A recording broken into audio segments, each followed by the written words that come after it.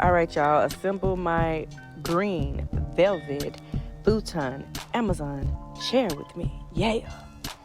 These are the parts that came with it. Real easy, real simple. This is the armrest. They got them zipped up all nicely in the back of the chair. You just unzip them and pull them out. So this is me assembling this part and trying to snap the armrest on.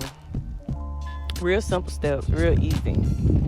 Just took me a little minute right here, but I'm gonna get it. And it got a charger port too, y'all.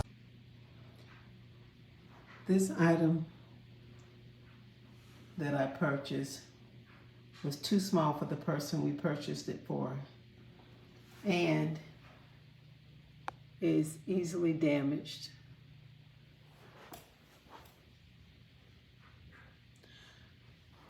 I looked into returning the item, and I had to pay for it myself, which costs about the same as the